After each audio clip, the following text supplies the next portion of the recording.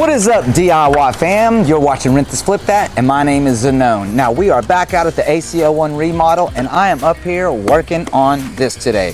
What is this? This is a bird box that I built, and it is also some fascia and metal that needs to be put on over here. We also are going to have to go ahead and put the soffit back up underneath that.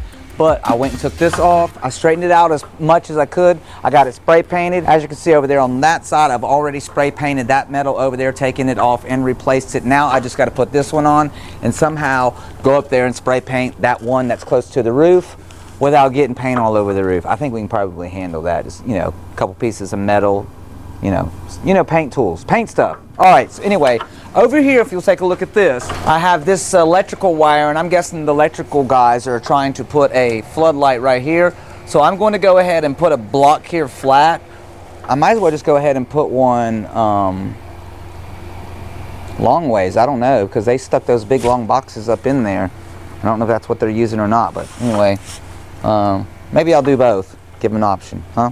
All right, anyway, so we do have to put something up there for them to mount their light to, and then also I have this corner right here that I have to contend with. Now, I don't know if you guys have ever gotten to a situation where you're having to replace a small piece of metal here or there, but these got thrown away. And so I was like, do I need to go buy a brake? Do I need to rent a brake? Do I need to call a vinyl guy? Or is this something I can handle? So yesterday I did that one over there, and that one is done, complete, and it's been painted and installed. And now all I got to do is take care of this one. Now, it's not going to be a real long video, but I figured if you guys wanted to know what steps it is I took to get this thing bent up and put together, hang tight, because I'm going to show you that in just a little while. Let's go.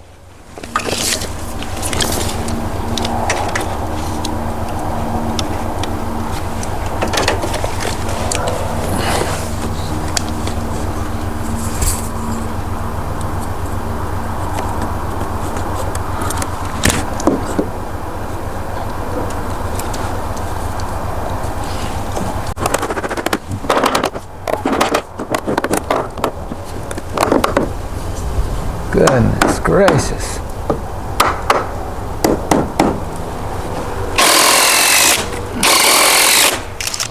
All right, you guys, so here we are, we're at the top now. Now I have this. Now if you're wondering what this is, this beam right here, this metal went all the way around it, and there was beams over there on the other side. However, when we built the addition, I tore that metal off, and I was left with around 10 foot of this, so I've been using it here and there. What I did was I took my level and I set it inside the beam because it was folded like a U. It looked like a U from that end. I set my level in here 1 1/8 inches, took a razor knife and scored it all the way down. Now it's very, very sharp right there, but I was able to cut it and then just break it. I did that without a metal brake, so it can be done. It's just you got to be a little bit patient. Now, I have it up here, and what I've been using it for is the bird boxes. So I've already got this cut on a slight angle right here, just so I can get up here. You can see this is going to go in here and slide in like this. Just like that. I just need to be able to cut it. I just need to be able to bend it right here, take it back that way, and then use it, and then I can cap the other side with that. So I don't have a metal brake, so I'm going to show you guys how I do that when I get back on the ground. All right, here we go.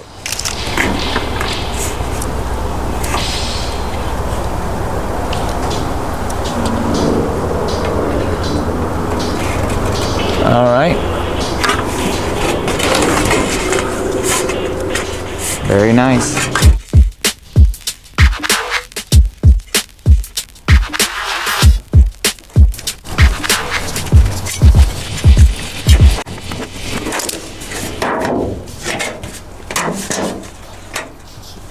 Look at that, broke it.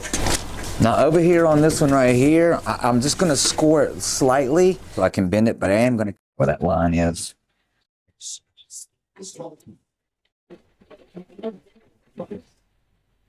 Let me turn it on, okay. All right, now, we're just gonna score it. I'm not gonna cut real deep with the knife. Just to kind of like just to crease it. Probably be even better if we didn't even use a sharp blade, and we just use the other side just to crease it. That makes sense? Let's do that. Let's try it. Let's see how it works. Going upside down, guys. Upside down.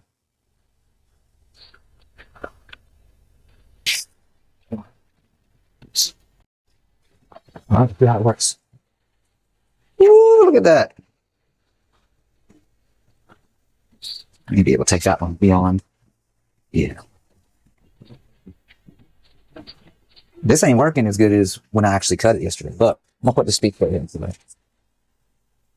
Let's do that. Look at that. That worked. That'll do it. Hey, let me see that blue speed square. All the GoPros on both sides.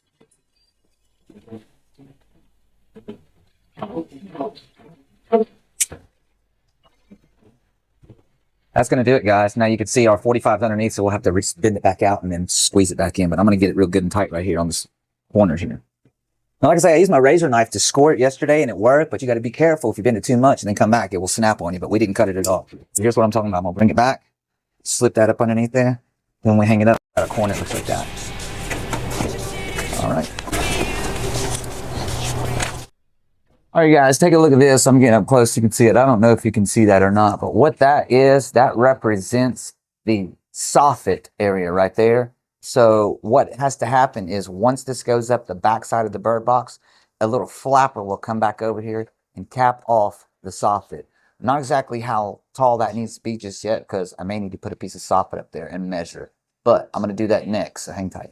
All right, team, so my next step is to put this soffit in. Sometimes I start thinking ahead and I go, wait, I can't put that up yet because that has to cap this. And then if I put that up and cap that, I won't be able to put the other thing. So I need to put the other thing up first before I cap that so that I can cap that. So the thing we made, that's like 3 steps away. So let me tell you what I did. I took some scraps and I nailed them up here just for a gauge. So these are going to go all the way down, and I pulled them a little bit tight all the way down to the end. That way I can figure out where the first one's going to go, because the nail part is on this end. So it can't just join into the ones that are existing up there. Those are nailed, but I won't be able to drive a nail up in where it goes. So I figured if I put these in and stretched them out to where they go, I know where the first one goes. I could get it nailed, pull the rest of these out, nail them up, and then take the last one and slide it in the middle and join it with the ones that are already up there. Does that make sense? All right, that's the plan. Here we go.